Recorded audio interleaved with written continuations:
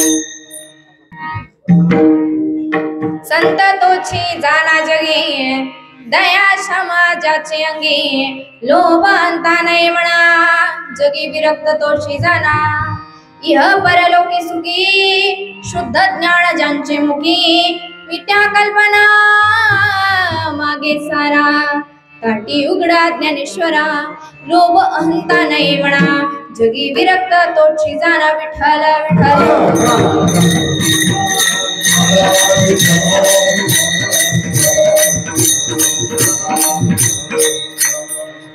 शांताकारं भुजगशयनं पद्मनाभं सुरेशं विश्वाधारं गगनसदृशं मेघवर्णं शुभांगं लक्ष्मीकान्ता कमलनयन योगी विरध्यानगमयं वंदे विष्णु भवभयहरं सर्वलोकैकनाथनं समचरणं सरोजं सान्द्रनीलाभुताभां जगन्नियतपाणिं मण्डनं मण्डरानं तरुणतुलसीमाला कञ्चनं कञ्चनेत्रां सदैव दालासं विठ्ठलं चिन्तयामि महायोगपीठे तटे भीमरत्या वरं कुण्डलिकाय दातुं मुनीन्द्रे समागत्य तिष्ठन्तमानन्दकन्दं परब्रह्मलिङ्गं भजे पाण्डुरङ्ग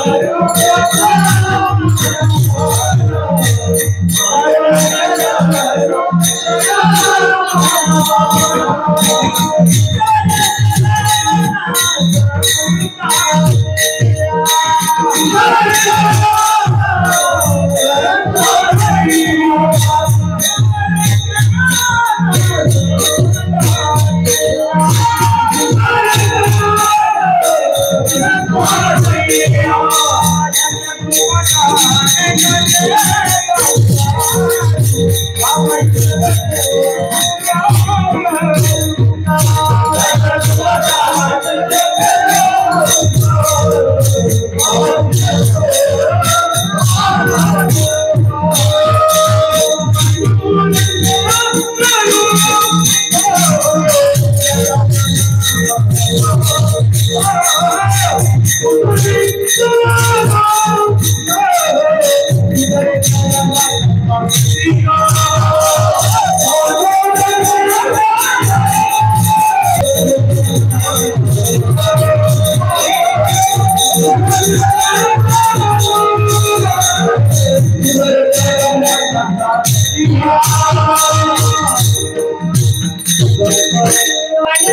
करू प्रथम नवन दुसरे चरण संतांची त्यांच्या कृपादाने कथेचा विस्तार उभावाटी सद्गुरुदास तुका सेवी लागी सेवक झालो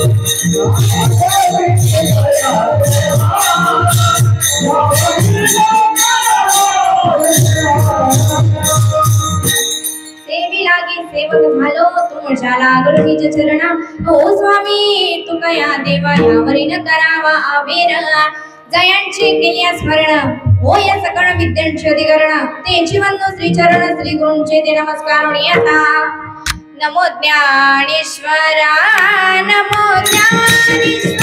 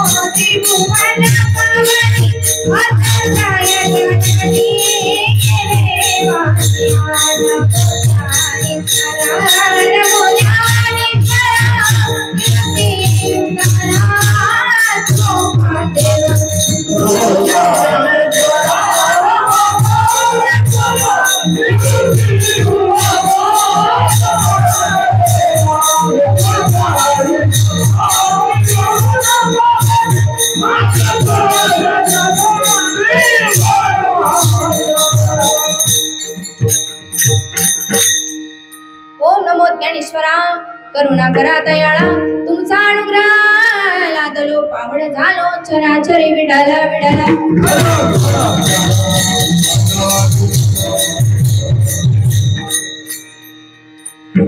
प्रस्तुत प्राप्तस्थळी प्राप्त प्रसंगी कीर्तन रूपी सेवेकरता घेतलेला अभंग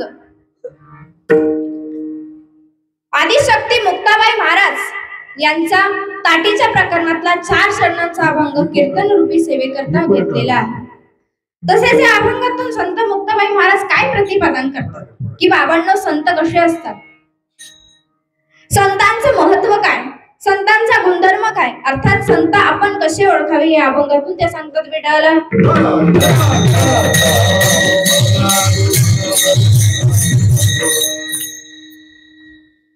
परिहार देणे हे प्रत्येक व्यक्तीचे आद्य कर्तव्य असते। भगवंताच्या कृपेने साधू संतांच्या आशीर्वादाने प्रावित असलेली आजची ही नामचिंतन सेवा म्हणजेच सालाबाद प्रमाणे चालत आलेला अखंड हरिनाम सप्ताह या सप्ताहाची दुसऱ्या दिवसाची सेवा माझ्याकडे समर्पित झाली। तसेच आज या कीर्तन रूपी सेवेकरता मला आमंत्रित करणारे माझ्या वडील स्थानी असणारे दौलत महाराज क्षीरसागर यांनी मला आजची कीर्तन रूपी सेवा दिली, त्यांचे मी मनपूर्वक आभार मानते। त्याचप्रमाणे आज मृदुंगाची साथ करणारे म्हणजेच महाराजांचं नाव सूरज महाराज, त्यानंतर पेटीवर साथ करणारे आमचे बंधू शुभम महाराज लोणारे, त्याचप्रमाणे गायनाची साथ करणारे माझे गुरुवर्य वडील असणारे निवृत्ती महाराज आव्हाड, त्याचप्रमाणे आमचे काकाश्री नारायण महाराज, त्याचप्रमाणे आमचे काकाश्री चव्हाण काका चव्हाण साहेब, त्याचप्रमाणे महाराजांचं नाव काय चौरे महाराज, पंढरीश पांडुरंग परमात्मा असेल, आदिशक्ती मुक्ताबाई महाराज असेल, निवृत्तीनाथ असेल, ज्ञानोबराय असतील, सोपन काका असतील, गोरोबा काका असतील, संत श्रेष्ठ एकनाथ महाराज असतील, त्याचप्रमाणे आधी करून संत मांडियाळी असतील. मला या अभंगावर ज्याप्रमाणे बोलण्याची बुद्धी देईल त्याप्रमाणे मी अभंग सोडवण्याचा प्रयत्न करेल. वेळाला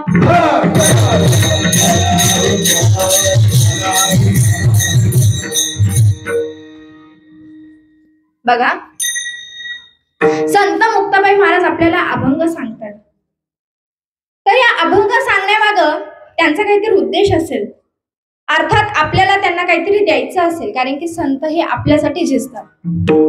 बघा, संत मुक्ताबाई महाराज या अभंगातून 3 प्राप्ती सांगतात.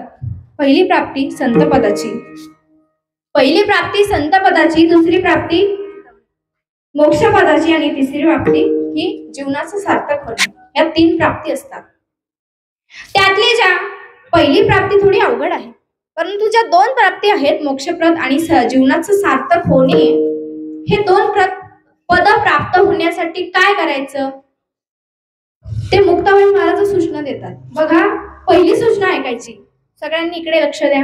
पहिली सूचना ऐकायची, कीर्तन चालू असताना कोणी बडबड करायची नाही.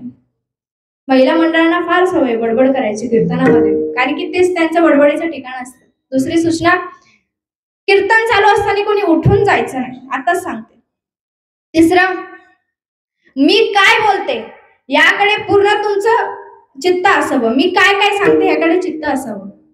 चौथी सूचना, मुखाने नामस्मरण आणि हाताने टाळी वाजवावी, कारण की महाराजच म्हणताना लागून या पाया बिनवितो तो मासी, कर टाळी बोलावू गिनाम, विठ्ठल विठ्ठल म्हणो वेळा वेळा, हा सुख सोहळा स्वर्गी नाही. बघा, हा सुख सोहळा स्वर्गामध्ये मिळणार नाही, तुम्हाला फक्त इहलोकामध्ये मिळेल, कारण की हा सुख सोहळा स्वर्गामध्ये प्राप्त होत नाही, हा फक्त इथेच मिळतो आणि इथेच तुम्हाला मिळणार. म्हणून माऊली म्हणतात, आपुली आपण करा सोडवण, संसार बंधन तोडावे गे. हे संसाराचं जे जाळ आहे हे जरा बाजूला ठेवा आणि भक्ती नामस्मरणामध्ये आपला देह विलीन करा. त्याने काय होईल बघा, स्वर्गातले देव सुद्धा देवाकडे काय इच्छा व्यक्त करतात, स्वर्गीचे अमरा इच्छिता ते देवा, स्वर्गीचे अमरा इच्छिता ते देवा,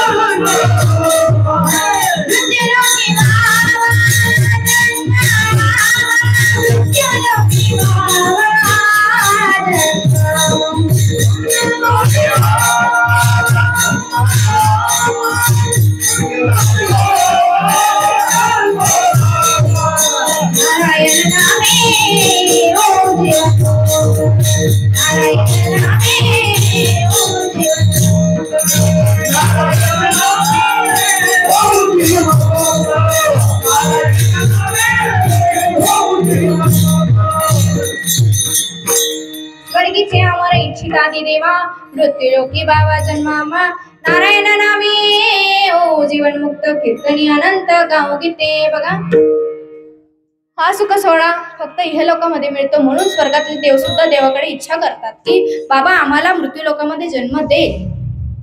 बघा, म्हणून या सांगितलेल्या सूचनांचं जर तुम्ही पालन केलं आणि संक्षिप्तपणे जर तुम्ही ऐकलं तर तुम्हाला या 2 पदांपैकी एक पद प्राप्त होईलच. म्हणून कीर्तनामध्ये बडबड केल्याने काय होईल ऐकायचे. कीर्तनी बडबड करील जो कोणी बेडूक होऊन येईल जन्मा. बघा, कीर्तनामध्ये जर तुम्ही बडबड केली तर काय होईल, बेडकाचा जन्म तुम्हाला पुढच्या जन्मामध्ये प्राप्त होईल. मग करत बसा डराव डराव डराव विडाला.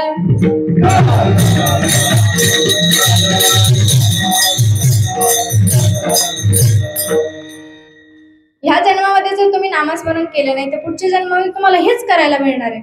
बघा, तुकोबाराय पूर्ण अभंगातून आपल्याला काय सुचवतात की पाने जो खाईल बैसून कथेशी गडेल तयासी गो हत्या ते. कीर्तनी बडबड करील जो कोणी बेडूक होऊन येईल जन्मा. जयाची म्हणे कथेचा कंटाळा होती त्या छांडा बहुजाच. जाच होती पाठी उठती मदंड त्याचे काळे तोंड तुका म्हणे. तुकाराम महाराज म्हणतात हे जर तुम्ही केलं तर तुम्हाला या सर्व गोष्टी भोगायलाच लागतील विठ्ठला.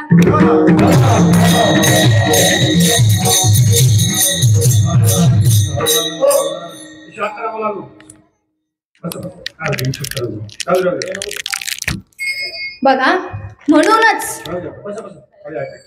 आपण मी काय सांगते याच्याकडे लक्ष दिलं पाहिजे आणि चित्त लावून कीर्तन ऐकलं पाहिजे. बघा, इथे जितके बाल गोपाल आहेत शांत राहतो, इथे जितके बाल गोपाल आहेत, जितके मुलं मुली जितके कोणी असेल त्यांना माझा एक प्रश्न आहे. बघा, आपल्या प्रिय रामप्रभूजींच्या वडिलांचे नाव काय. फक्त मुलांनीच उत्तर द्यायचं, छोट्या मुलांनी. प्रिय रामप्रभूजींच्या वडिलांचे नाव काय.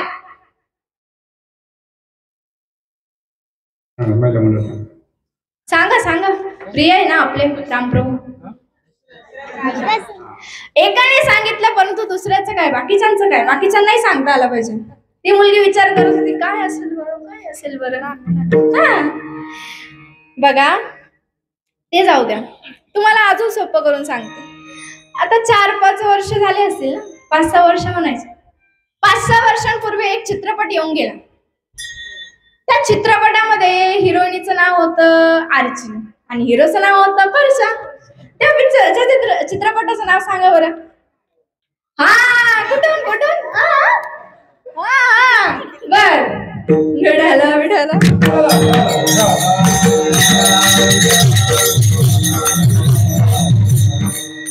बघा, ते पटकन सांगता आलं, पण आपल्या देवाच्या वडिलांचं नाव किंवा देवाचं नाव नाही सांगता येणार.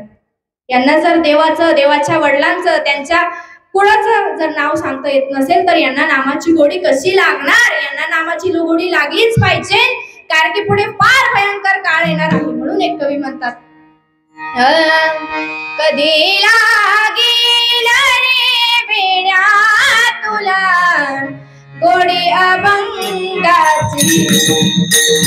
लागेल रे वेड्या तुला गोडी अभंगाची.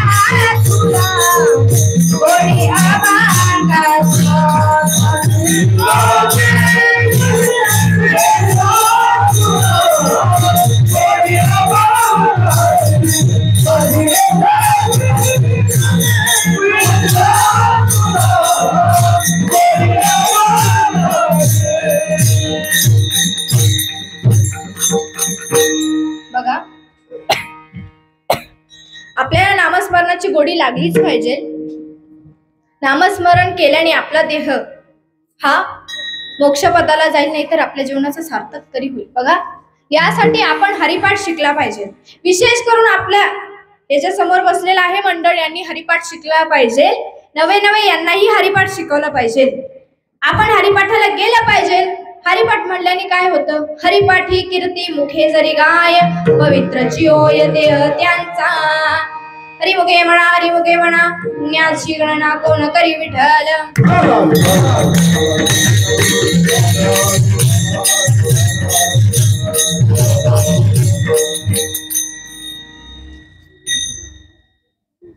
बघा, हरिपाठाने काय होईल? आपण हरिपाठ फक्त गायला तरी आपला देह पवित्र होणार आहे. हे सर्व मुक्ताबाई महाराज आपल्याला कंठ दाटून सांगत आहे, ओरडून सांगत आहे. पोटाच्या बेंबीपासून आपल्याला ओरडून सांगत आहेत की बाबांनो हे करा, याने तुमचाच भला आहे, तुमचंच सार्थक आहे. बघा, शांतता राखा जरा. विडाला विडाला विडाला.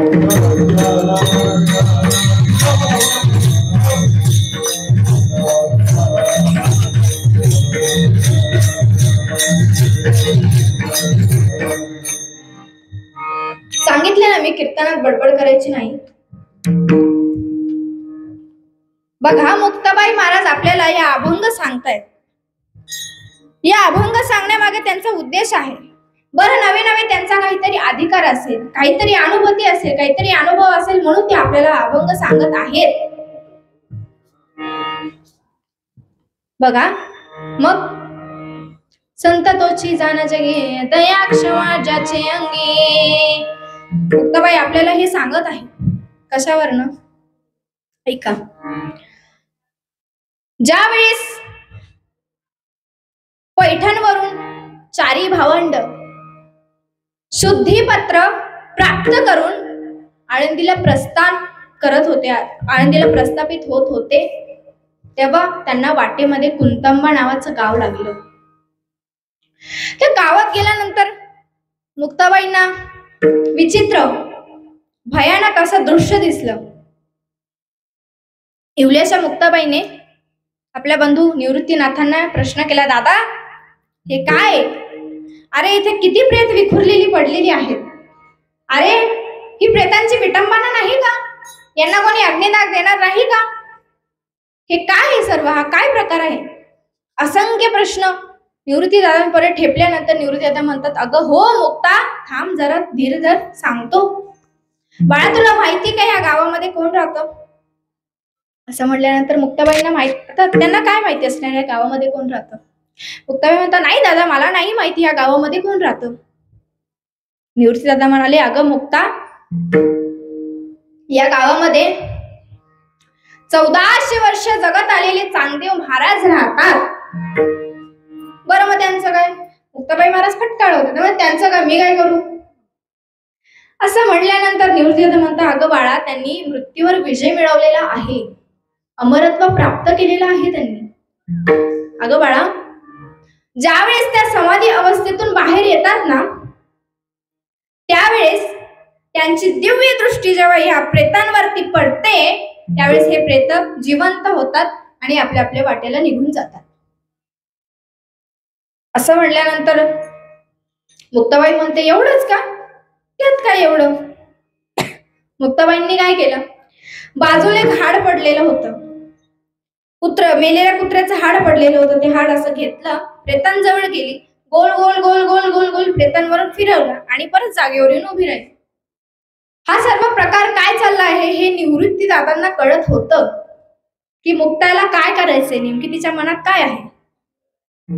परंतु ज्ञानोबा आणि सोपन काकांना प्रश्न पडला, हे काय विचित्र प्रकार करते मुक्ता? अचंबित झाले आणि बघितलं तर काय, सगळे प्रेत जिवंत झाले, आपले कपडे असे झटकले आणि आपल्या आपल्या वाटेला निघून गेले. हे बघितल्यानंतर तिन्ही भावंडांना फार आश्चर्य वाटलं. अरे, मुक्ताने काय चमत्कार केला? मुक्ताबाईने हातात असलेलं हाडही बाजूला टाकलं, त्यातूनही मेलेलं पुत्र जिवंत झालं आणि देह आपल्या आपल्या वाटेला निघून गेलं. तिन्ही भावंडांनी मुक्ताईची पाठ थोपटली, तिचं गोड कौतुक केलं आणि आळंदीला निघून गेली. निघून गेल्यानंतर चांगदेव महाराज समाधी अवस्थेतून बाहेर आल्यानंतर बघितलं त्यांनी समोर एकही प्रेत दिसत नाही. म्हणून त्यांना प्रश्न उत्पन्न झाला. म्हणून त्यांनी आपल्या शिष्यगणांना बोलून घेतलं. शिष्यगणांना विचारलं, का रे, एवढ्या दिवसामध्ये कोणी मृत पावलं नाही का? कोणाचा मृत्यू झाला नाही का? इथं एकही प्रेत दिसत नाही. शिष्यगण म्हणाले, अहो महाराज, काय झालं, भरपूर प्रेत होते इथे, परंतु आळंदीचे कोणीतरी 4 भावंड आहेत, ते इथून जात होते. त्यातली जी छोटी मुलगी होती मुक्ताई नावाची, तिने काय केलं, एक मेलेल्या कुत्र्याचं हाड घेतलं, गेली, ते फिरवलं आणि ते प्रेत जिवंत झाली, ती निघून गेली. आणि त्या कुत्र्यातूनही, त्या हाडकातूनही कुत्रा जन्माला आलं, तेही निघून गेलं. तेही जिवंत झालं, तेही निघून गेलं. असं म्हणल्यानंतर चांगदेव महाराजांना फार आश्चर्य वाटलं. अरे बापरे, 4 भावंड म्हणतायत, छोटी मुलं म्हणतायत, आहेत तरी कोण? आपल्या बाबतीत असं घडलं, आपल्यालाही वाटतं ना की आहेत तरी कोण हे. मग आता चांगदेव महाराजांना वाटलं की यांची भेट घ्यायला हवी, यांना भेटायला हवं. कोणीतरी वैराग्यवान अद्भुत मुलं दिसत आहेत, यांची भेट घ्यायला हवी.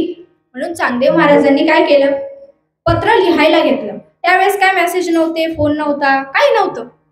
त्यावेळेस पत्र लिहायला घेतलं. चांगदेव महाराजांना काही सुचेना की पत्रामध्ये नेमकी लिहू काय. आदरणीय लिहावं तर वयाने लहान, सन्माननीय लिहावं तर ज्ञानाने मोठे, प्रिय लिहावं तर ज्ञानाने मोठे.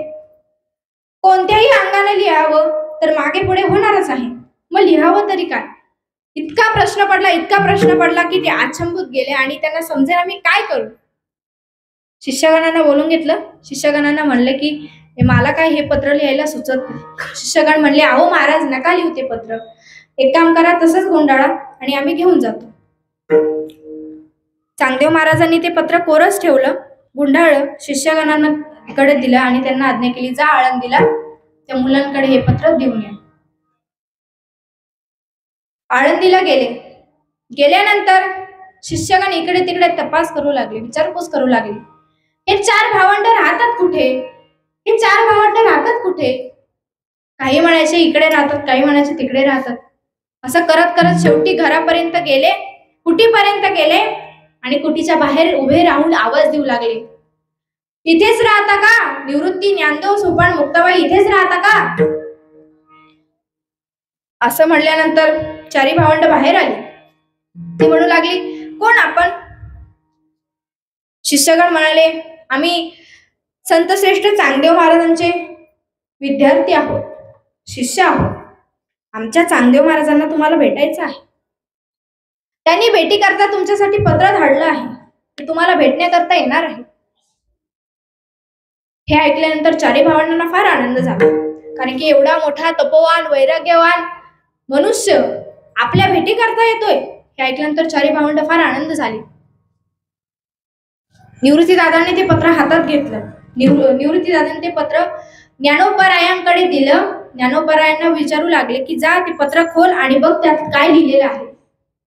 ते पत्र निवृत्ती दादांनी ज्ञानोबरायांनी खोललं. बघितलं तर काय, पत्र कोरच, पत्रामध्ये काहीच नव्हतं. आता पत्रामध्ये काय नाही म्हणल्यानंतर 4 भावंड म्हणू लागले, अरे दादा वाच, दादा वाच, दादा वाच. ज्ञानोबराय म्हणाले, अरे वाचायला ह्यात असलं तर पाहिजे तर मी वाचेल ना. काहीच नव्हतं. निवृत्ती दादा म्हणाले, ज्ञानोबा हे पत्र मुक्ताईकडे दे, आपली मुक्ता सांगेल या पत्राचं उत्तर काय. चांगदेव महाराजांना म्हणायचे काय ती सांगेल. तिने हातात घेतलं आणि पहिला शब्द उच्चारला, कोरा राहिला गे माय. दादा हा चांगल्या तर कोराच राहिलाय. एवढी वर्ष जगला, एवढे तपवैराग्य केले, परंतु ज्ञानाने आणि बुद्धीने तर पूर्णपणे कोरायच, याला पत्र सुद्धा लिहिता येत नाही. असं म्हणल्यानंतर निवृत्ती दादा ओरडली, अगं मुक्ते, असं नाही बोलू, आपल्यापेक्षा वयाने मोठे आहेत ते, मोठ्यांचा आदर करावा, असं नाही बोलायचं बाळा. त्यानंतर मग ज्ञानोबरायांनी त्या पत्रावरती 65 ओव्या लिहिल्या आणि ते पत्र शिष्यगणांकडे दिलं. दिल्यानंतर दुसऱ्या तिसऱ्या दिवशी 4 भावंड एका भिंतीवरती रानमेवा खात बसलेली होती. बसलेली असताना गावातला एक ग्रस्त धावत पडत अस्तव्यस्त अवस्थेत तिथे आला. आल्यानंतर खूप दमलेला होता, खूप घाबरलेला होता, घामाघूम झालेला होता. तो म्हणू लागला, अहो तुमच्या भेटी करताना ते चांगदेव महाराज आलेले आहेत, त्यांनी तुम्हाला भेटण्याकरता बोलवलेलं आहे. हे ऐकल्यानंतर चारी भावंडांना फार आनंद झाला. शेवटी आलेच चांगदेव महाराज आमच्या भेटी करता. असं म्हटल्यानंतर मग मुक्ताबाईला आणि निवृत्तीदादांना प्रश्न उत्पन्नित झाला की यांचं स्वागत कसं करायचं. एवढे तपोवान वैराग्यवान आपल्या भेटी करता आलेले आहेत, यांचं स्वागत तर करायला हवंच. असं म्हणल्यानंतर मुक्ताई म्हणाली, दादा ज्ञान दादा, तू ह्या भिंतीला आज्ञा कर. आणि भिंतीला म्हण, चल ग बाई आम्हाला घेऊन चल. ज्ञानोबारायांनी त्या भिंतीवरनं मायेचा हात फिरवला, भिंतीला आज्ञा केली, भिंती अगं चल आम्हाला घेऊन चल, आपल्याला चांगदेव महाराजांच्या भेटी करता जायचं आहे, त्यांचं स्वागत करायचंय, चल आपल्याला आम्हाला घेऊन चल. असं म्हणल्यानंतर ती भिंत चालू लागली. संतांची वाचा येते, संतांच्या मुखातून जे पडतं ते आपलं फलित असतं. ती भिंत चालू लागली. तिकडून चांगदेव महाराजांचा थाट काय, बसायला वाघ, हातात सापाचा चाबूक, गळात रौद्राक्षाच्या माळा, एवढी मोठी दाढी, अंगाला भस्म चोळलेलं. हे बघितल्यानंतर चांगदेव महाराजांनी बघितलं की चारी भावंड मस्तपैकी भिंतीवरनं येत आहे. हे बघितल्यानंतर त्यांच्या मनामध्ये एक दृढ भाव, वैद्य भाव निर्माण झाला. त्यांना वाटलं की नाही, मी सर्वांपेक्षा श्रेष्ठ आहे. हे माझ्या पुढे स्वतःचं वैराग्यवान दाखवतायत काय, यांचं वैराग्य मी काढतोच. मग त्यांनी काय केलं, हातात असलेला चाबूक गोल गोल फिरवला आणि ज्ञानोबारायांकडे फेकून मारला. पण बघा ना, त्या सापालाही कळतं की ही संत महात्मे आहेत. त्या सापाचाही हार झाला आणि ज्ञानोबारायांच्या गळ्यात येऊन पडला. हे बघितल्यानंतर चांगदेव महाराजांची भ्रांती हरली चांगयाची भ्रांती, चालविली जड भिंती, हरली चांगयाची भ्रांती, मोक्ष मार्ग तो सांगती ज्ञानोबा माझा.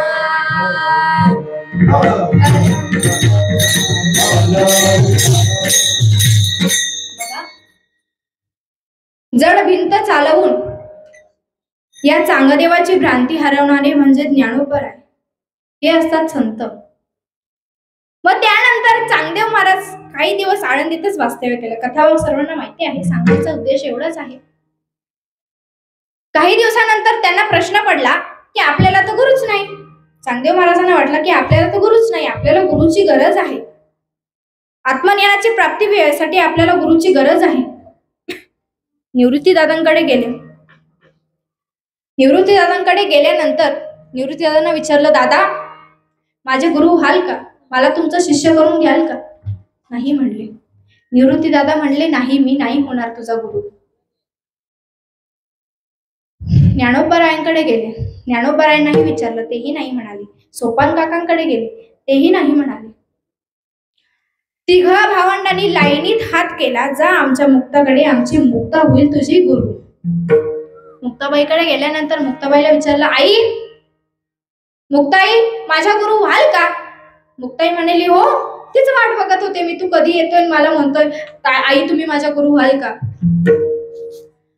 मग तेव्हापासून आपल्या मुक्ताबाई महाराज, एवढ्याशा मुक्ताबाई महाराज एवढ्या मोठ्या 1400 वर्ष जगलेल्या चांगदेव महाराजांच्या गुरु झाल्या. म्हणून चांगदेव महाराज स्वतःच म्हणतात, चांगदेव म्हणे आजची जन्मलो, गुरुपुत्र झालो मुक्ताईचा विठ्ठल.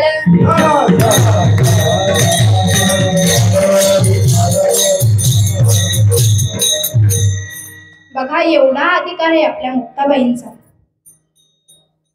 एवढ्या वर्ष जगलेला, अमरत्व प्राप्त केलेला तो चांगदेव महाराज, त्यांच्या सुद्धा गुरु आपल्या मुक्ताबाई महाराज झाल्यात. बघा या चारही भावंडांची जी कीर्ती होती पंढरपुरापर्यंत पोहोचली. पंढरपुरापर्यंत पोहोचल्यानंतर आली ती कीर्ती नामदेव महाराजांच्या कानी पडली. नामदेव महाराज भगवंताकडे गेले आणि भगवंताला बोलू लागले की देवा, अरे पांडुरंगा, अरे आळंदीचे ना कोणी 4 भावंड आहेत रे, निवृत्ती, ज्ञानदेव, सोपान, मुक्ताबाई नावाचे.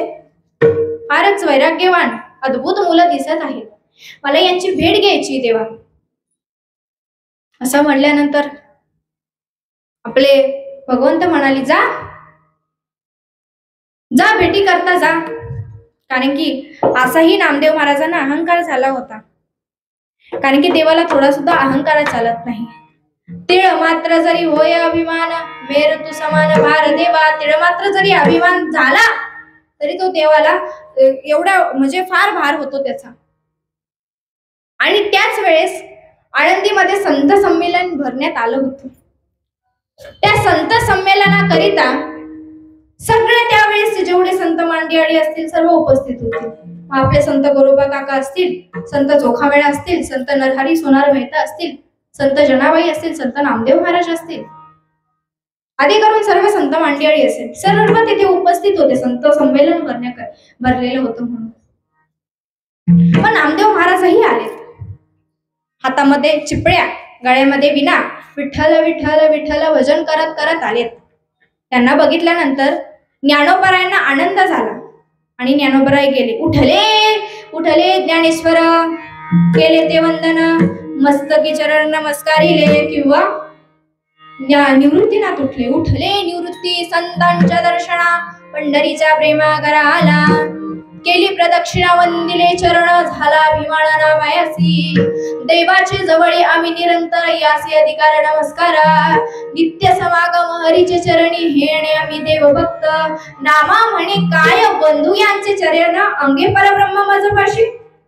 नामदेव महाराज स्वतःची स्तुती अभंगातून करतात की, कारण की तेव्हा त्यांना अहंकार झालेला होता.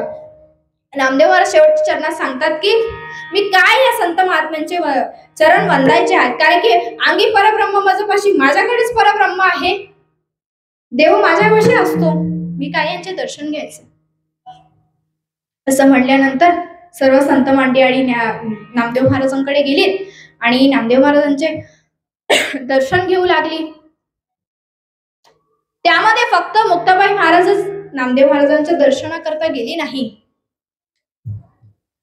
हे बघितल्यानंतर निवृत्तीदारांना थोडा खेद वाटला. मुक्ताबाईला काय झालंय, मुक्ता काय दर्शना जाईना.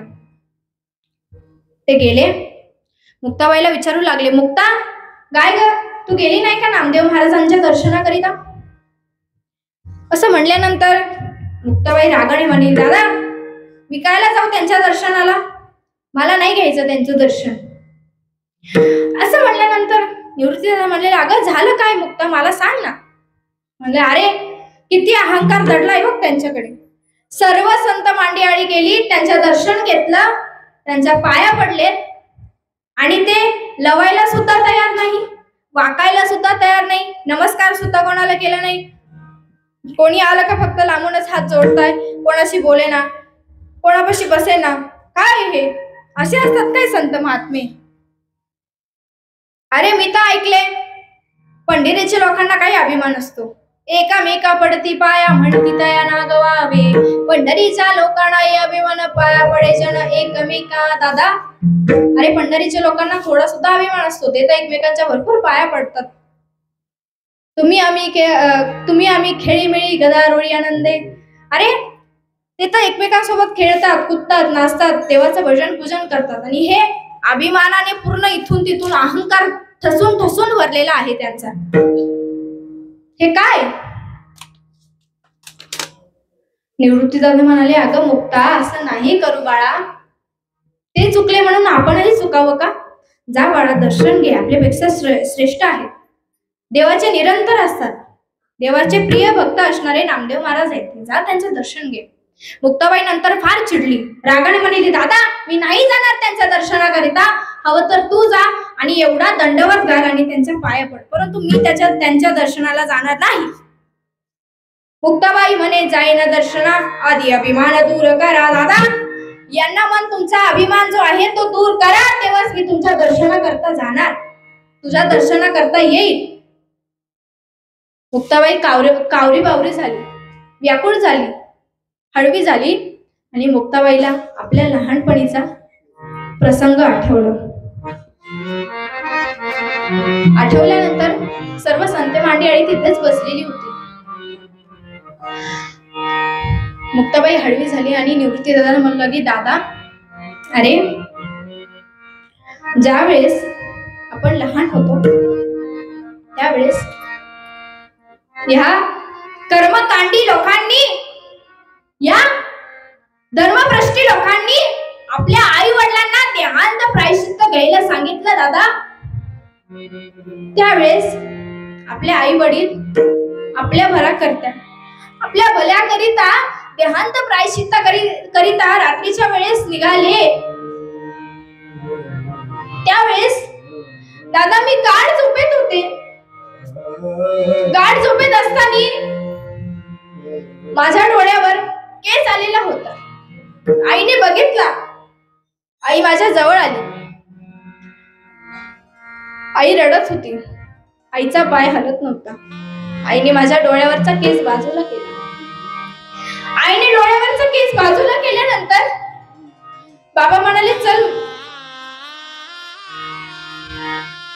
या मायेच्या भरात तू पडू नकोस, चल. स्पर्श हाताचा झाल्यामुळे मी थोडी हालचाल केली, थोडी हडगडले.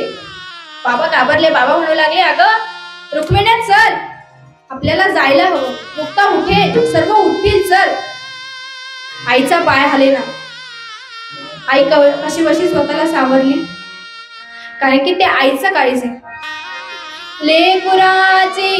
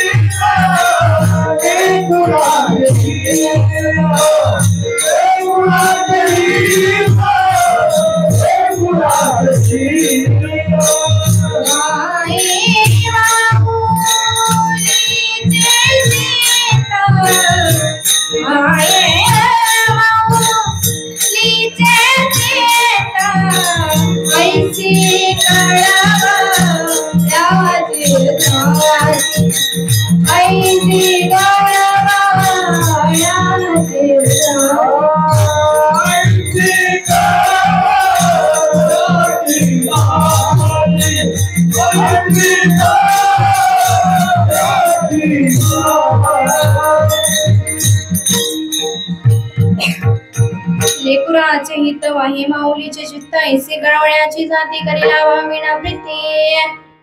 बघा, आईची जात आहे, आई आहे, आईचं काळीज आहे. आणि स्वतःला कसं बस सावरलं. आई तिथून निघून गेली. दादा सकाळी मी झोपेतून उठले, घरभर शोधू लागले, आई कुठे, बाबा कुठे, आई कुठे, बाबा कुठे. बाहेर गेले, बाहेर शोधलं, आई दिसेना, बाबा दिसेना. घरात आले, तू जवळ आलास आणि तू आम्हाला कवटाळस आणि मला बोललास, बाळा मुक्ता, आई बाबा कामानिमित्त बाहेर गेले असतील, स्वतःचं दुःख सावरत तू आम्हाला सावरलंस. माझ्या डोक्यावरनं मायेचा हात फिरवला. लावणीया हात पूर्वईला माता सांगितले चिंता न करावी. स्वतःला सावरलंस. अरे दादा सांग ना, तू सांग, तेव्हापासून तू काय नाही केलंस आमच्यासाठी. माझं नाना तुला केलंस, वेणीपणे केलंस, माझ्यासाठी सर्व केलंस. काय नाही केलं दादा तू, सांग ना. आमचा सांभाळ केलास, याला भगवान सांगतो. त्यांच्यासारखे लोभी नसतात, त्यांच्यासारखे अहंकारी संत नसतात दादा. अरे दादा माझ्यासाठी फक्त तूच संत आणलीस. आता निवृत्ती दादा अभंगाचं पहिलं चरण. संकटाची जाती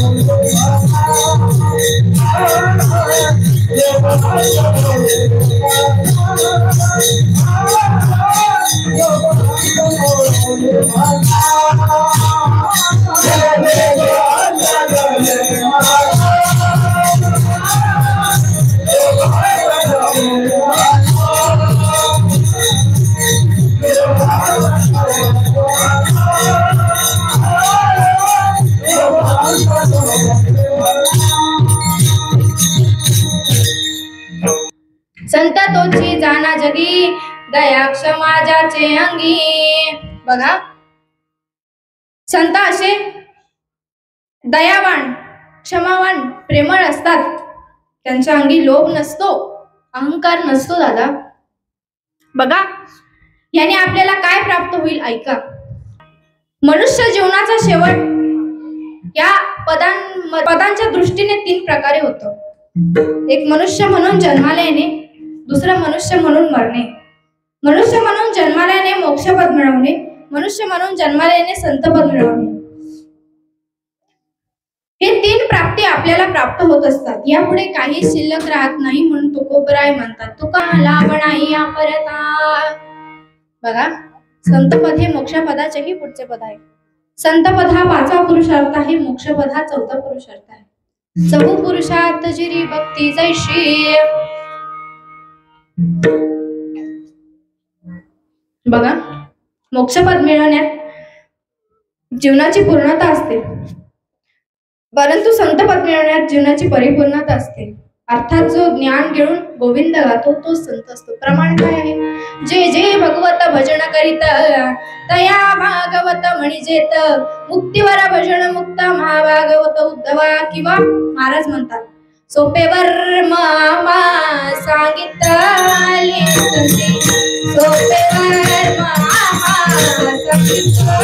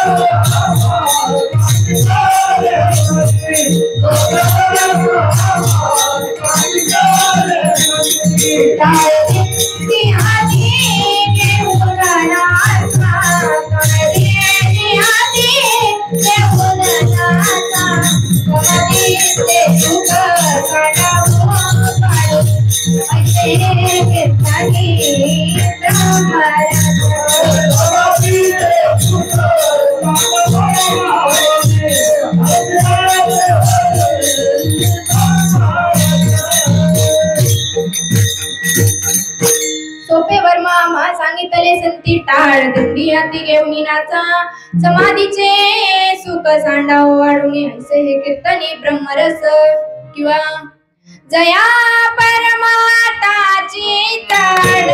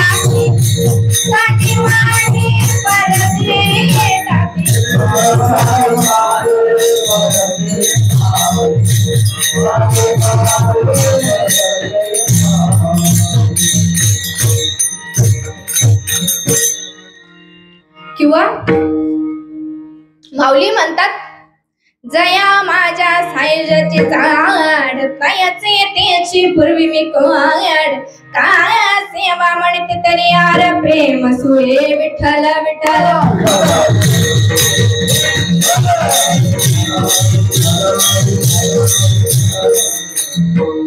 बघा फडकरी झाले. निष्काम कर्म निष्काम हरिनाम हे साधन असते. त्यातही विठाला विठाला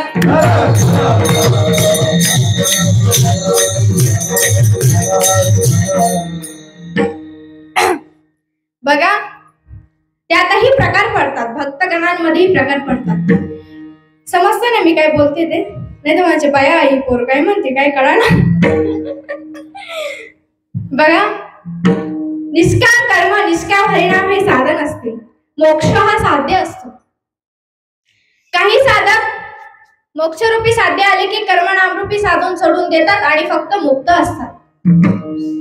परंतु काही साधक असं करत नाही. मोक्षरूपी साध्य आले तरी कर्मनामरूपी साधन धरून ठेवतात. उलट त्यास घट्ट पकडतात आणि मुक्तीवर भजन युक्त बनतात. आणि हा मुक्तीवर भजन युक्त बनणारा महात्मा हाच संत असतो. याला संत पदाची प्राप्ती होत असते. अर्थात जो देवाच्या अंगीत राहून देवाचा दास बनतो तो संत असतो. अर्थात संतांची व्याख्या सांगायची झाली तर कर्म योग आणि भक्ती या 3 गुणांचा जो संगम असतो तो संत असतो. संत म्हणजे सद्गुणांची दैवी संपत्ती एक वाहती गंगा जणू. अर्थात ज्याला वस्तूचा लोभ नसतो तो संत असतो. अजून तुम्हाला तुमच्या भाषेत सांगायचं झालं तर काही लोक श्रीमंताची स्तुती करतात. हा लय भारी श्रीमंत बरं, त्याच्याकडे गाडी आहे, पैसा आहे, बंगला आहे, सर्व काही आहे. काही लोक ती श्रीमंताची स्तुती ऐकतात. परंतु मनुष्याचा तिसरा वर्ग असा आहे की हा श्रीमंत झाला कसा काय? श्रीमंत होण्याकरता यांनी कुठे कुठे काळा पैसा लपवला, याचे बँक बॅलन्स कुठे कुठे आहेत हे सर्व बघत असतो आणि तो त्याच्यापेक्षाही तिप्पट चौपट श्रीमंत होतो.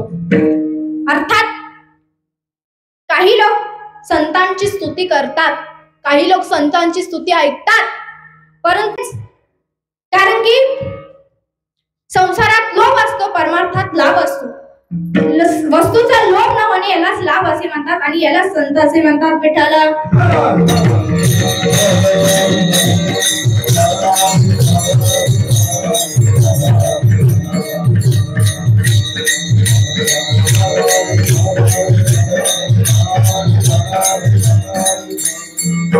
बघा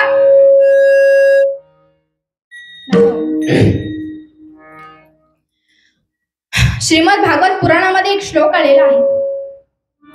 कृपाळुरकृत्रदोहस्ती तिक्षोः सर्व देहिनाम सत्य सारूढ नवदात्मा समहा सर्व उपकारका.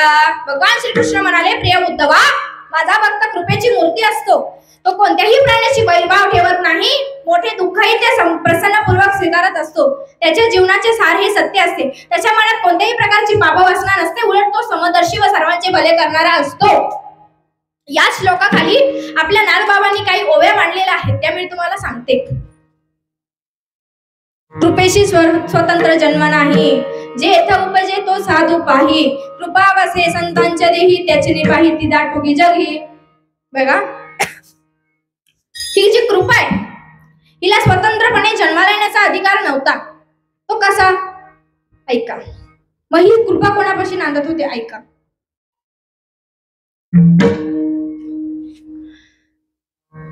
एका गावामध्ये, इकडे लक्ष द्या, सूचनांचं पालन करा जरा. एका गावामध्ये एक व्यालेली कुत्री होती. व्यालेली म्हणजे जणलेली कुत्री होती. आता व्यालेली कुत्रीच्या पिलांचे डोळे 3-4 दिवसानंतर उघडत असतात. तोपर्यंत त्या कुत्रीला आपल्या बाळांपाशी थांबायला लागतं. 3-4 दिवस उलटून गेल्यानंतर आता कुत्रीला प्रश्न पडला की आपल्याला आपल्या पोटापाण्याच्या सोयीसाठी भटकंती करायला लागेल, कुठेतरी अन्नाचा शोध करायला लागेल. कुत्री निघाल्यानंतर गावात आली, घरापुढे येऊन थांबली. त्या घरापुढे येऊन थांबल्यानंतर हातभर जीभ बाहेर काढली. आशेने व्याकुळतेने त्या ग्रस्ताकडे बघू लागली की हा मला भाकर टाकेल. त्या ग्रस्ताने तिला भाकर टाकली नाही, तिला काठीने मारून हाकलून दिलं. दुसऱ्या घराकडे गेली, तिथेही तिने आशेने बघितलं की इथे तरी मला कोणीतरी अर्धी भाकर तरी टाकेल, चतकुर भाकर तरी टाकेल, म्हणून ती तिथेही आशेने बघू लागली. परंतु त्या घरातली जी महिला होती, त्या महिलेने तिला वाटलं की ही व्यालेली कुत्री दिसत आहे, हिच्यासाठी आपण एखादी भाकर घेऊन जाऊ. ती चालली होती तेवढ्या तिचा घरचा मालक आला आणि तिला ओरडला, जा आतमध्ये जा, कुठून कसे ना कसे ते कुत्रे येत असतात, कशाला त्यांना भाकरी टाकतीस, म्हणून तिला घरात हाकलून दिलं आणि त्या कुत्रीला काठीने मारून हाकलून दिलं. ती कुत्री निघून गेली. चालत चालत गावाच्या बाहेर आली. कुठेही तिला कोणी भाकर दिली नाही, कोणी तिच्यावर दया दाखवली नाही. गावाबाहेर आल्यानंतर तिला एक कुटी दिसली. त्या कुटीपाशी जाऊन ती उभी राहिली. तिला वाटलं इथे तरी आपल्याला कोणी एवढी भाकर तरी टाकेल, म्हणून ती आशेने गेली आणि ती कुटी होती साधू महात्म्यांची. बघा, त्या साधू बाबांचे शिष्य बाहेर आले. शिष्य बाहेर आल्यानंतर त्यांनी बघितलं ही कुत्री तर व्यालेली दिसत आहे, फारच भुकेलेली दिसत आहे, त्याला भाकर टाकायला हवी. म्हणून ते धावत पडत आपल्या साधू महाराजांकडे गेल्यानंतर महाराजांना म्हणू लागले, महाराज आपल्या दारामध्ये एक कुत्री आलेली आहे, व्यालेली दिसत आहे, तिला फार भूक लागलेली आहे, तिला भाकर टाकायला हवी. महाराज त्याच्यावर चिडले. महाराज म्हणाले, अरे तू इथे मला सांगायला येईपर्यंत तिला तू जाऊन एखादी भाकरही टाकली असती, बिचारी भुकेलेली आहे, उन्हातानाची फिरत आहे, तुला कळतं की नाही. ते धावत पडत गेले, कटोरं घेतलं, कटोऱ्यामध्ये 2-3 भाकरी चुरल्या, त्यात दूध टाकलं, तो काला असा केला आणि एका भांड्यात पाणी घेतलं, कुत्रीकडे गेल्यानंतर कुत्रीला ते खाऊ घातलं, कुत्रीला ते पाणी पाजलं आणि मायेचा हात फिरवला आणि ती कुत्रीही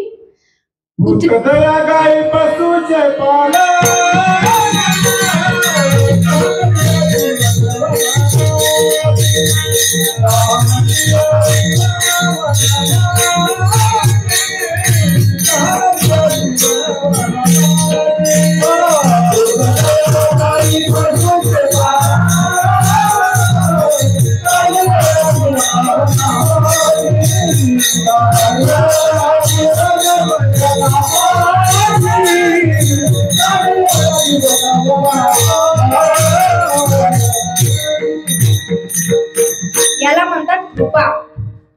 ही कृपा कोणापाशी वास्तव्य करते?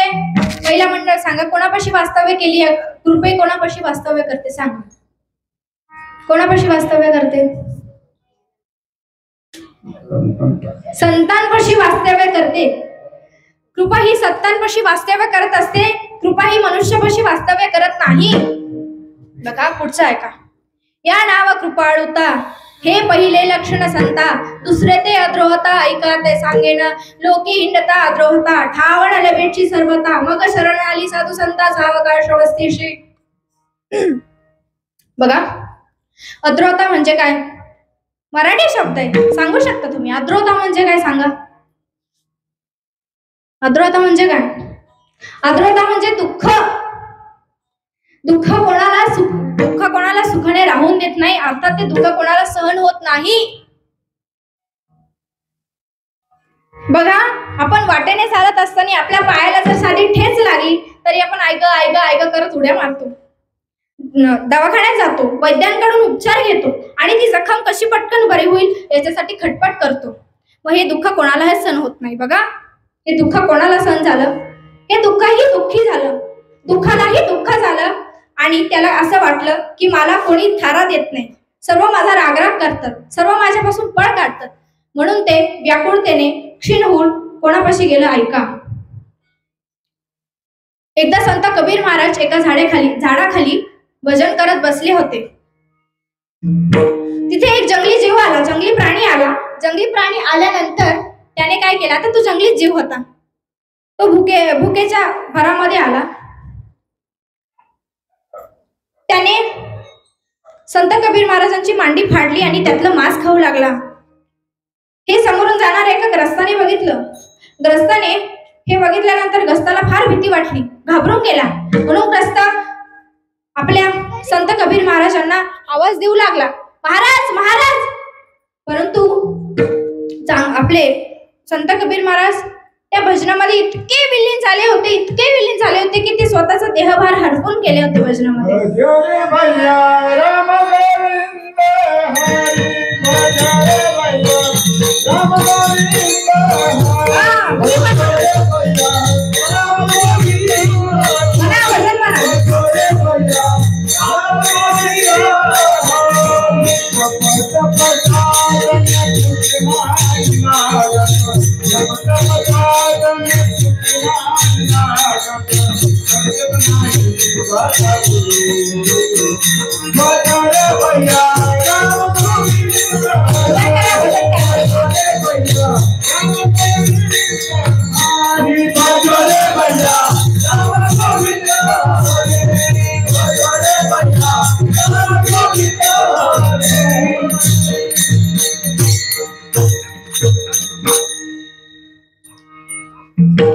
कसे बसे संत कबीर महाराज भजनामधून बाहेर आले. भजनामधून बाहेर आल्यानंतर त्यांनी बघितलं की तो जंगली जीव आपली मांडी फाडून आपलं मांस खात आहे. तो ग्रस्त म्हणू लागला, महाराज अहो तुम्हाला दुखलं नाही का, तुम्हाला त्रास झाला नाही का, तो केव्हापासून तुमचं मांस खात आहे.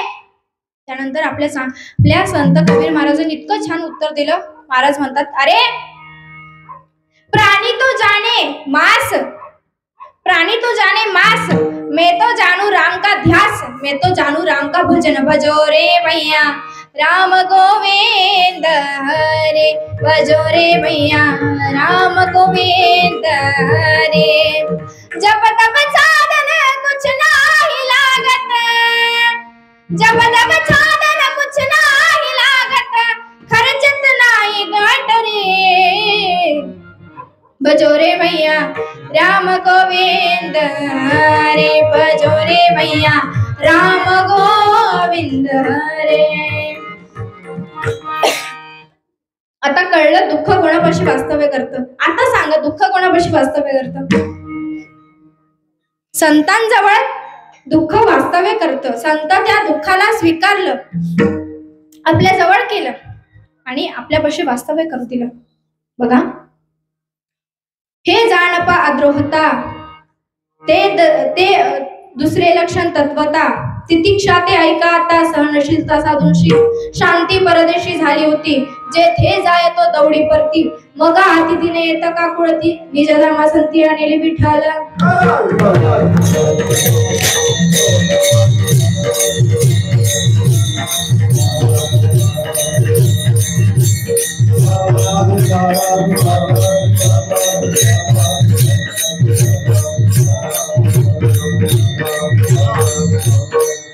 बघा,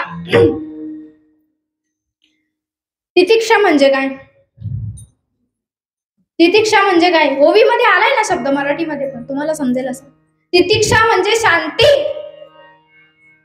शांताबाई नाही बरं का, शांती. शांता म्हणजे शांती ही कोणापाशी नांदत नाही. बघा ना, आता या घरामध्ये आपण गेले तरी इथे किलबिल चिलबिल चालूच असेल. मुलं गागाट, भांडे आपटा आपटी, ओरडा ओरड, आरडा आरड, भांडण कुंडण चालूच असतं. ही शांती कोणापाशी वास्तव्य करत नाही. एका कवीने चांगलं गाणं काढलंय, इकडून तिकडं, तिकडून इकडं, तिकडून इकडं, इकडून इकडं शांताबाई.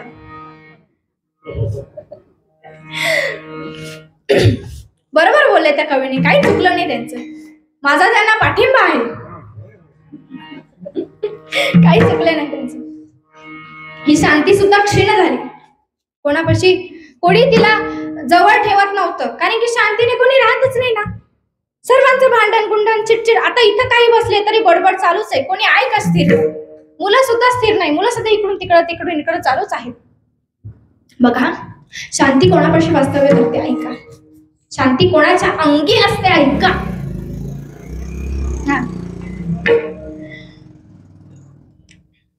नाथ महाराजांच्या गावातली काही गुजर मंडळी बसून नाथबाबांबद्दल दृढ भाव असा विचार व्यक्त करत होते की या संत एकनाथ महाराजांचा काहीतरी बंदोबस्त केला पाहिजे.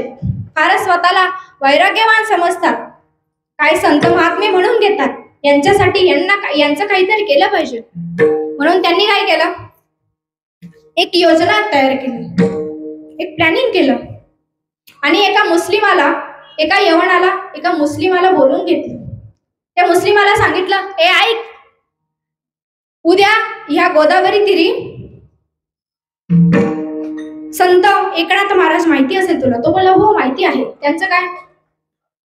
ते म्हणाले ते उद्या इथे येतील, गंगे स्नानी आपले गोदावरी स्नानी स्नान करण्याकरता येतील. तू काय करायचं, ते स्नान करून आले की त्यांच्या अंगावरती थुंकायचं.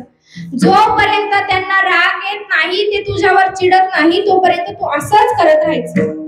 ज्या वेळेस त्यांना राग येईल त्यावेळेस तुझी सुटका, आणि ह्या बदल्यात आम्ही तुला बक्षीस देऊ. तो म्हणला हरकत नाही, मी करेन, मैं करूंगा, मुझे हरकत नाही. दुसऱ्या दिवशी तो गोदावरी तीरी येऊन बसला. एकनाथ महाराज आले, स्नानाकरता गोदावरीमध्ये उतरले, स्नान केलं, गोदावरीच्या बाहेर आले आणि तो यवन आला, तो मुस्लिम आला आणि नाथ बाबांच्या अंगावरती थुंकला, पाण खाऊन थुंकला. नाथ बाबा काहीच बोलले नाही त्याला. मुखामध्ये भगवंताचं नाम विठ्ठल विठ्ठल असं भगवंताचं नामस्मरण करत होते. परत ते गेले, स्नान केलं, बाहेर आले. तो यवन आला, तो मुस्लिम आला, परत थुंकला. ते परत गेले, परत स्नान केलं. असं करता करता करता तो नाथ बाबांच्या अंगावरती 108 वेळा थुंकला. 108 वेळा थुंकल्यानंतर शेवटी त्याचं तोंड सुजलं. तोंड सुजल्यानंतर त्यालाही त्याच्या त्या चुकीची जाणीव झाली. म्हणून तो नामदेव महाराज आपले तो एकनाथ महाराजांना शरण गेला आणि एकनाथ महाराजांना म्हणाला, महाराज मुझे माफ करो, मला माफ करा महाराज, मी फार मोठी चूक केली आहे. माझा अल्लाह, माझा देव मला माफ करणार नाही. तुमच्यासारख्या एवढ्या तपवान माणसावर, एवढ्या संत महात्म्यावर मी एवढा मोठा अत्याचार केला, मला माफ करा महाराज, मला माफ करा. नाथ बाबांनी त्या यवनाला असं धरलं, उचललं आणि त्याला हात फिरवला आणि त्याला बोलले की अरे बाबा, अरे बाळा, अरे तू काय केलंस? तू काही नाही केलं. तो म्हणाला, महाराज अहो मी तुमच्या अंगावरती 108 वेळा थुंकलं आणि तुम्ही म्हणता मी काय केलं नाही? म्हणता, अरे बाबा तू तरी थुंकला असशील, परंतु तुझ्या त्या थुंकल्यामुळे मला 108 वेळा गोदावरीमध्ये स्नान करण्याची संधी मिळाली आणि तू माझ्या पुण्याचा वाटेकरी झालास. तू माझा पुण्य घडवून दिलास 108 वेळा गोदावरीमध्ये स्नान करण्याचं. म्हणून त्या यवनाची त्या मुस्लिमाला सुद्धा आशीर्वाद दिला. यवनांगावरी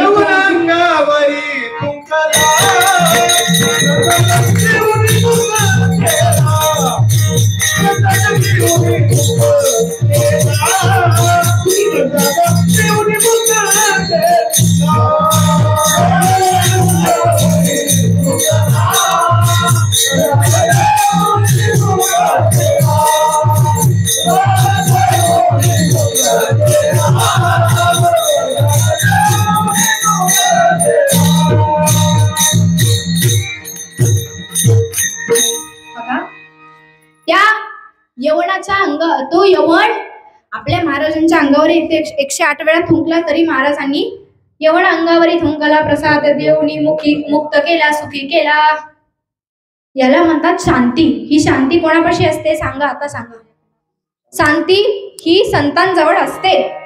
आपल्यासारखे असते तर सारू झालं असतं तिथल्या तिथं, हाणामारी खुनाखुनी तिथं सुरू झालं असतं. परंतु ते संत महात्मे आहे बघा. सत्य अल्पायुष्य झाले थे, मरे उपजे जे तिच्या देथे, कोठेही नैवे वाढते तिने संतांनी ढाकेले. आता मला सांगा, कोण सत्याने राहत? प्रत्येकाच्या जीवनामध्ये काही ना काहीतरी खोटं आहेच. आता इथे एक मनुष्य बसलेला आहे, सपोज मी उदाहरण देते तुम्हाला. इथे एक मनुष्य बसलेला आहे, त्याने दुसऱ्या मनुष्याला फोन केला आणि त्याला विचारलं, का रे बाबा तू कुठे? मी इथे आपल्या गोरोबा काकांच्या कुंभार गल्लीमध्ये बसलेलो आहे कीर्तनामध्ये, तू कुठे? आता तो तर इथेच लोंढे गल्लीत होता, पण तो म्हणतो, अरे भाऊ काय झालं माहिती का, पुण्याला जरा माझं काम निघालं म्हणून मी पुण्याला आलो आहे. म्हणजे इतकं खोटं बोलतात. इथं लोंढे गल्लीत असलेला माणूस सांगतो मी पुण्याला आहे, याला म्हणतात खोटं बोलणं. याच खोट्या बोलण्यामुळे काय झालं, पापाचे यामुळे झाले सत्याचे वाटोळे, दोष झाले बळीवंत नाही अशी झाली नीत, मेघ पडो भीती पीक सांडिले क्षिती, तुका म्हणे काही वेद्या व्यत्या शक्ती नाही. बघा, या पापाने, या खोट्या बोलण्याने पूर्णपणे या सत्याचा वाटोळा करून टाकले. मग हे सत्य कोणाजवळ गेलं? आपल्या संतांजवळ गेलं. सत्याशी संतांशी होता भेटी, तव सत्य स्वरूपी पडली गाठी, सत्य संतत्वे उठी झाली सृष्टी चिरायू. हे सत्य ज्यावेळी संतांच्या जवळ गेलं, संतांजवळ राहिलं आणि संतांना बोललं की बघा महाराज, संत हे जे सत्य आहे आम्हाला कोणी स्वीकारत नाही महाराज, आम्हाला कोणी त्यांच्या जवळ राहून देत नाही, सर्व खोट्या वागतात, सर्व पाप करतात, आम्ही कोणाजवळ राहायचं? म्हणून ते संतांकडे गेला. या नाव जाण सत्याचे सार, हे संतांचे बसते घर, ते मज मान्य साचार, मी निरंतरता या पाशी. बघा, भगवंत सुद्धा सांगतात की सत्याने मनुष्य वागत नाही. भगवंत सुद्धा सांगतात सत्याने मनुष्य वागत नाही, सत्याने फक्त संत महात्मे वागतात, माझे भक्त वागतात, म्हणून मी फक्त त्यांच्या जवळच वास्तव्य करत राहतो, मी त्यांच्या जवळच वास्तव्य करतो, हे स्वतः भगवंत म्हणतात. आणि हे ज्ञानोबा आपल्याला सांगतात, विठ्ठला विठ्ठला.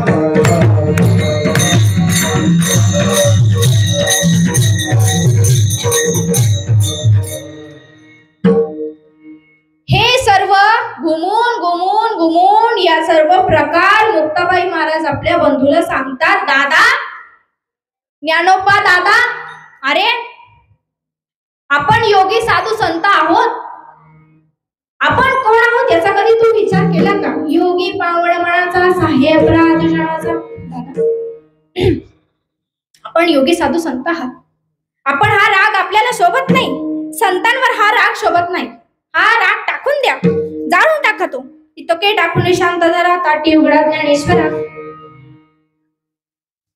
बघा दादा, हे जग रागाने लाल झालं जरी असलं तरी आपण पाणी वागे, विश्व रागे झाले वणी संत सुखी व्हावे पाणी. अरे दादा, अरे तूच नाही का संतांची व्याख्या सांगत 12व्या अध्यायामध्ये, जो हा खांडवाय हा बगाली, का लावणी जयाने केली, तो गा एकची सावली वृक्ष दे जैशी.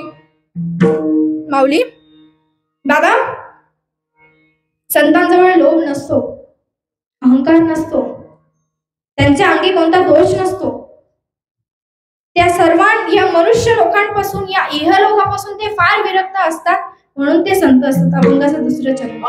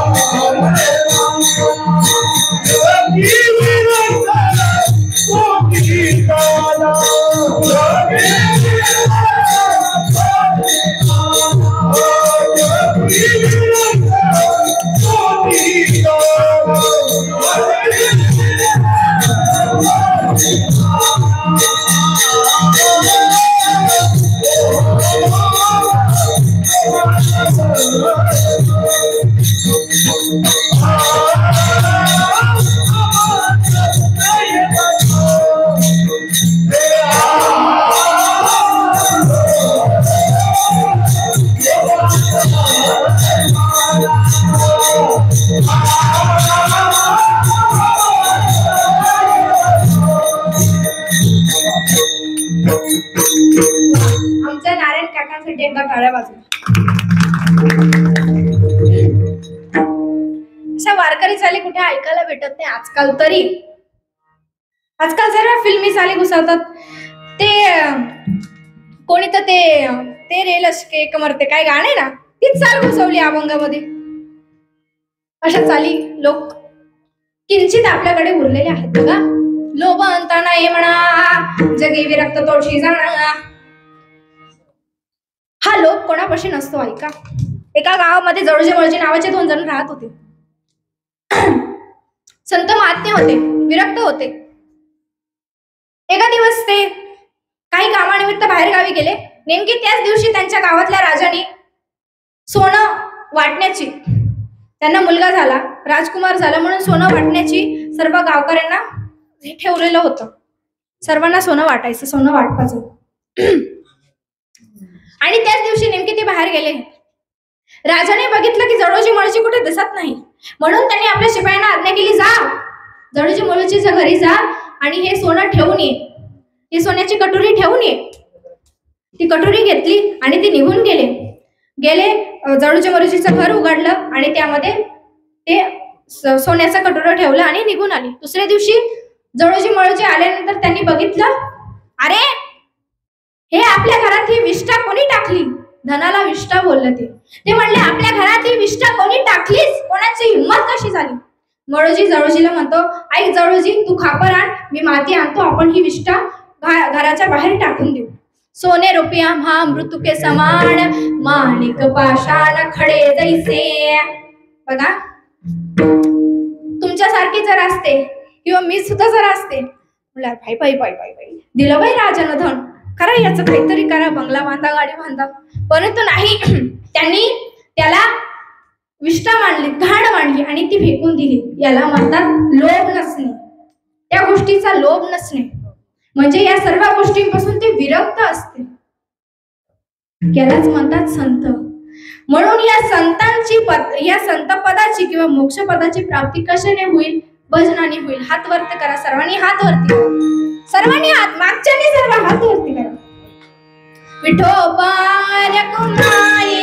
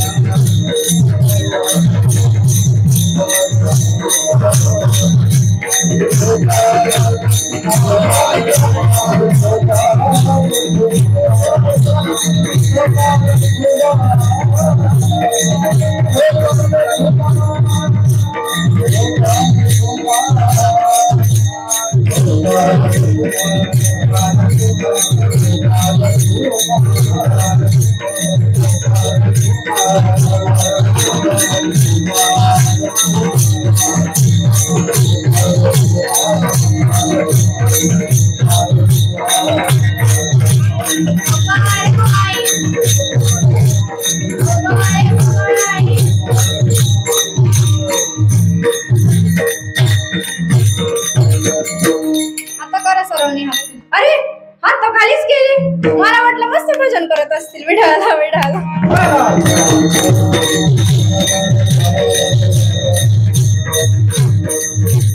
सांगितलं ना तुम्हाला, आसुक सोहळा स्वर्गामध्ये नाही, इथंच आहे. म्हणून हात वरती करून भजन करण्यात काय हरकत आहे. मी सांगायच्या आधीच हात वर खाली गेले. बघा, लोभ अंता नाही म्हणा, जगी विरक्त तोची जाणं. आता इह लोकांमध्ये सुखी कोण असतं ऐका. इह लोकांमध्ये संत महात्मे सुखी असतात. शुद्ध ज्ञान ज्यांचे मुखी, इह परलोकी सुखी. शुद्ध ज्ञान ज्यांचे मुखी. शुद्ध ज्ञान म्हणजे काय? शुद्ध ज्ञान म्हणजे काही वेगळं नाही. शुद्ध ज्ञान म्हणजे भगवंताचं नामस्मरण. ते भगवंताचं नामस्मरण इतकं विरक्त आणि इतकं शुद्ध भाव आहे, त्यामध्ये इतका शुद्ध भाव दडलेला आहे, म्हणून त्याला शुद्ध ज्ञान असं नाव मुक्ताईने दिलेलं आहे. इह परलोकी सुखी म्हणजे या परलोकामध्ये कोणी सुखी नाही. या सुखा या कोणाला कोण असं समाधानी मला सांगा. प्रत्येकाला काही ना काहीतरी हवंय. प्रत्येक जण समाधानी आहे. फक्त संत ह्या इह लोकामध्ये समाधी आहे. म्हणून अभंगाचं तिसरं चरण इह परलोकी सुखी इह परलोकी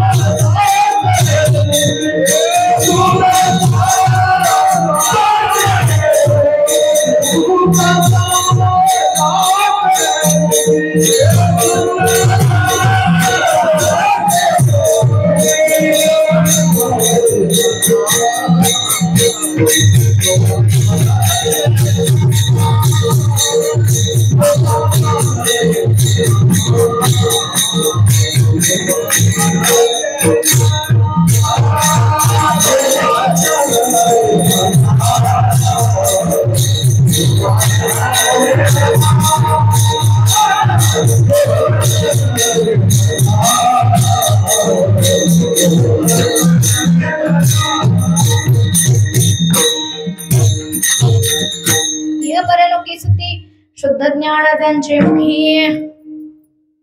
एवढं सगळं समजवल्यानंतर मुक्ताबाई महाराज म्हणते, अरे दादा, एवढं सगळं कीर्तन मी तुला सांगितलं तरी देखील तुझ्या लक्षात अजून आलं नाही. उघड ताटी. शेवटी ज्ञानोबारांनी ती ताटी उघडली आणि मुक्ताई म्हणते, अरे दादा, असं काय करतोस? या मिथ्या कल्पना म्हणजेच या खोट्या कल्पना आपल्या डोक्यातून काढून टाक. आपण साधू महात्मे आहोत. आपण कशाला आलो होतो? आपण इथं लोकांचा भला करण्यासाठी आलोय.